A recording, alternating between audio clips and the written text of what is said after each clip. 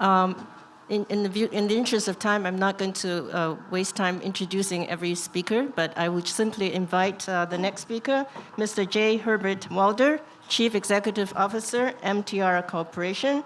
And he's going to talk about the challenges of urbanization, meeting the needs of 21st century cities. Mr. Walder.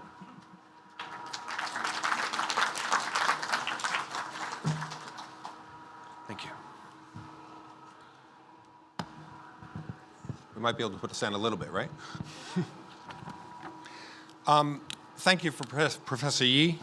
Distinguished guests, ladies and gentlemen, let me start, if I can, by congratulating everyone on the launch of this important policy series.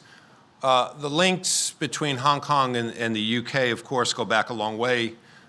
This partnership is just another example of how we can work together to support innovation and the advancement of both societies. Now, I will tell you on an MTR note that we are also working to this goal. If you think about the MTR, which started 35 years ago, it benefited tremendously from learning how to run our railway here in Hong Kong from the knowledge that was in London.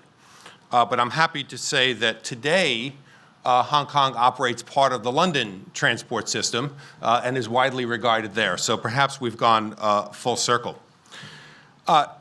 You've actually, I think, made a terrific choice in the topic of this series, the future of cities.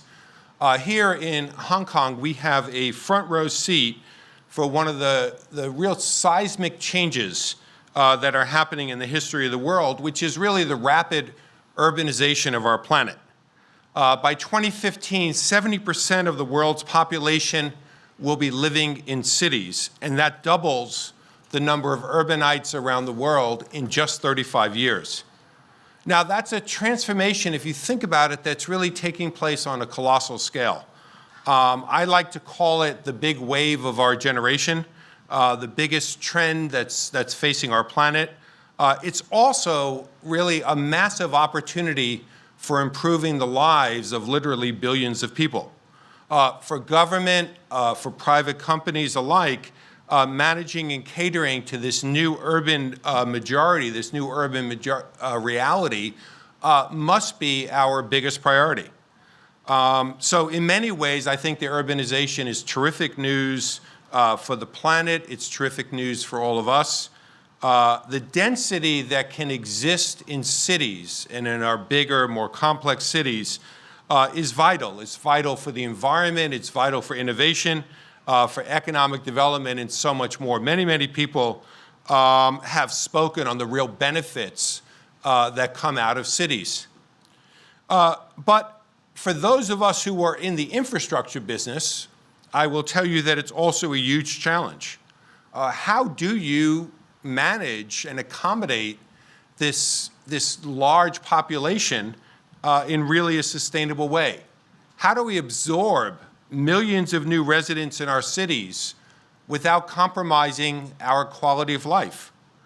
And I think for many places around the planet right now, there's an urgency to find new solutions that will support this reality. And there's no question for me, and I think we're seeing broadly, that for many people, one of the key answers to the question of how you accommodate this huge number of people in our cities, the cities of today and the even larger, more complex cities of tomorrow, is public transit. Now, I'd ask you to consider a statistic that I learned last fall. I was in Santiago, Chile, and I was attending a meeting of what's called the Community of Metros, or COMET. Now this group brings together the 15 largest metro systems in the world. And those 15 metro systems carried 17 billion passengers last year. Now think about that. 17 billion passengers is 2.5 times the world's population. And I think the message that came out of that to me was very, very clear, that transit is essential to the daily lives of people who live in the cities that we serve. It is vital to this urban experience, this urban experiment, maybe if I can call it that, that we're experiencing. And everywhere you look, cities are building or expanding their transit systems to accommodate more and more people. Now, the place that's on the front edge of this transformation is China. In fact, when you think about this meeting that I attended in Santiago, 15 of the 15 largest metro systems, 3 were from mainland China, Beijing, Shanghai, and Guangzhou. In contrast, by the way, there was only 1 from the United States, New York. Now, these 3 Chinese metros carried 6.5 billion passengers last year, almost a third of the total for Comet. And we can expect, I think, that this proportion will continue to rise. Today, there are metros in 17 mainland cities, but last year, the NDRC, the National Development and Reform Commission, approved 26 new metro projects in 22 cities. So I think one of the points that I'd make here is that China certainly recognizes how critically important public transit is to the future. And faced with the urbanization that it is putting forth right now, China has recognized that the only way to be able to provide essential mobility, to support the way that people want to live their daily lives, is to build bigger and better transit systems. But it's not just happening in the so-called developing world. MTR is today working in Australia, in the UK, in Sweden, and in every case and in every place where we are working in the discussions that I have, what you're hearing from urban leaders is that they cannot survive without more and better public transit. I'll share with you a story from a trip that I took last year, which was to Stockholm, Sweden. Now, Stockholm is a city where MTR operates the entire metro system under a franchise agreement for the city. I had not realized until I got into discussions when I was there that Stockholm is the fastest growing city in Europe, fastest growing major city in Europe. And when you talk to people there, they are grappling with exactly the same challenge. They're grappling with how do they accommodate this increase in population that's coming in, how do they build the housing, how do they meet the needs in terms of the transportation for what has really exceeded everything that they had expected.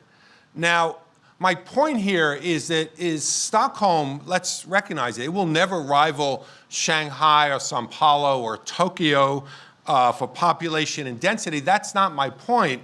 My point is that they are still dealing with exactly the same challenge, and they understand that world-class public transport is vital to the success of their cities. But I would have to say, frankly, that building transit lines by itself is really not a panacea. The real question is, how do we achieve all of this in a way that's sustainable? Environmentally sustainable, but also financially sustainable, and sustainable not just for the short term, but also really for the long term. Now, every city has its own circumstances, it has its own context, but the bottom line here is that building, maintaining, and operating transit systems at the scale that we're talking about is very expensive. And there's extremely little room for error when we're talking about cities of 8 or 10 or 15 or 20 million people. I recently gave a lecture at the Harvard Kennedy School in Cambridge, Massachusetts. And when I was there, I shared stories about the sustainable models from each of the cities where I've had the very good fortune to live and to work. New York, London, and Hong Kong. And what struck me when I was there was that everybody that I spoke with, the professors and the students, people from inside the US and people from outside and internationally around the world, what they all wanted to know about really was the third example. It was about Hong Kong. And it was about the rail plus property model in Hong Kong that they saw that has transformed Hong Kong. And more, really, when people want to know how we build and sustain 21st century cities, the place that they are looking at, the place that they are coming to visit, is actually Hong Kong. Now, I had this experience recently. One of our recent visitors was Boris Johnson, the mayor of London. And at the very end of his official visit to London, I took him back to the airport on the Airport Express, which was a pleasure. And he was impressed, I would say, and I don't mean to put words in his mouth, by the speed and convenience of our transit system. But he was more impressed by the way that the transit system had opened up new towns and new communities. I hesitate to actually try to quote Boris Johnson, but his words were, "This is exactly what London should be doing." Now, I think what Boris was referring to is really our secret sauce here. It's the integration of railway and land use, and how it's created a system that is really sustainable in every meaning of the word.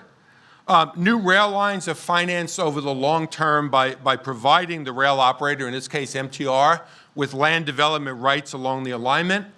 Those rights do not cost government any money. Now, I should point out and remind everyone that these are rights and not free land. The company still has to pay government for the value of the land based on what it would have been worth if the railway was not there. But the real key is that the MTR is building these integrated communities along the line. The company certainly benefits from the appreciation in land value once the line is built. But it also ensures that there will be proper and appropriate resources, not just for the construction of the line, but also for the long-term operation and the maintenance of these assets. And I think this model has provided Hong Kong with a world-class, really, frankly, I should not even use the word world-class, world-leading railway with minimal government investment. And the railway is the low-carbon backbone of our transport system, and it supports all the communities that are along the lines. This whole system operates on a day-to-day, self-sustaining basis without the need for any direct taxpayer subsidy. Now, I have to say that here in Hong Kong, I sometimes think that we forget or take for granted how integrated our transit system is to the city. The railway is the backbone running through already developed areas. It paves the way for renewal and regeneration of these urban centers. We will see this starting later this year when the West Island line opens up and we open up again and change again the landscape of Hong Kong. The railway allowed the airport to be relocated to a remote island, but it is as conveniently reachable as it was when it was really at Kai Tak. And it's not just that, again, it's the point that Boris Johnson was making. The railway supported the development of new communities. So when we think about the airport, we don't just think about the railway being to the airport, but we think about Tung Chung and Ching Yi and the new communities that have been built along the way. And we've seen the exact same thing if we think about what's happened in Chong Kwan O since that railway opened up just 10 years ago. The shopping malls and the residential housings that sit right above the railway stations give people convenient all-weather access that you don't necessarily have in other cities. And these communities, of course, feed passengers into the railway, and we have what I think is very clearly a win-win situation. But the key outcome shouldn't be the number of people that are using it. It's about integrating communities with the railway. Hong Kong has the highest use now of public transportation. I'm not just talking about rail, but all public transportation as a percentage of any city now in the world. It's proven highly effective for our densely populated city. And the system is not only financially sustainable, it's also environmentally sustainable. Among the world's major cities, Hong Kong has the lowest emissions from road transport per capita. And there are many factors that contribute to this, of course, but I wouldn't miss the fact that the integrated model of development is truly critical to achieving that outcome. Now, I'm not really trying to say that the rail plus property model is necessarily a silver bullet. And indeed, I will tell you that many friends, colleagues, and people I know around the world argue to me that this is unique to Hong Kong, that somehow it was put in place at the creation of the metro system. The government has control of a lot of the land that is here. MTR is a private corporation. Basically, their argument to me is this sounds great, but it really can't be implemented anywhere else. I'll tell you, I appreciate the points that they are making, but I don't think they're right. I don't think they're right. I think they are taking far too narrow a view of what's really happening here. The point is not about the specific model. The point is that Hong Kong has identified a way to support urbanization and density by sharing the benefits of the economic activity that it creates. And that point, I think, is relevant to cities all around the world. Some people I know, and being in the transit industry for many years, some people I know joke with me about the fixation that Hong Kong has with 99.9% on-time performance for its railway system. But my point back to them is that the reality of Hong Kong is that it wouldn't work any other way. People depend on it, and they expect 99.9%. And I can tell you, and my chairman is in the audience today, I often tell people that if we didn't deliver 99.9%, and if it were 99.0%, I would be fired. And I truly believe that because it is so fundamentally, critically important to the life of Hong Kong that we see. You simply cannot support the level of density that we have here. And to achieve this level of density, to do everything, Hong Kong had to be able to get transit right. And it's not the only city facing that imperative. It's not the biggest city facing that imperative, but it is clearly showing a way that we can look at to be able to do it. Now, I think every growing city on our planet is going to have to grapple with this phenomenon. If we're going to support the growth that we want to have in our cities today, again, on a truly, truly unprecedented scale, then we're going to have to keep reinventing, and we have to embrace new ideas. Let me make one last point about this before I close, because I think, in a sense, one of the dangers of riding big waves, and we're looking at things on a massive scale here, is that we might lose sight of the individual experience. The cities of the future are going to demand that we serve millions and millions of people. But we can't forget that those cities are actually made up of individuals. More than ever in our society today, people want personalized service that is customized to their individual needs, to their individual desires. So this mass urbanization won't work if the quality of the product that's provided isn't good enough. It will only succeed if we maintain and we improve the personalized experience. It starts with delivering excellent, reliable service, whether that's public transport, medical care, education, or any other public service that is so vital to cities. But as our cities get bigger and bigger, we also need to cater to each of the customers. The exciting prospect, I think, is that as we're serving more people, advances in technology, and we heard about some of this earlier today, advances in technology are allowing us to be able to reach out to more of them on an individual basis. So if we can somehow bring this approach to our 21st century cities, along with innovation and sustainable financial models, then I believe that we have every reason to be optimistic about our urban future and optimistic about this big wave that we'll all be experiencing. Thank you very much.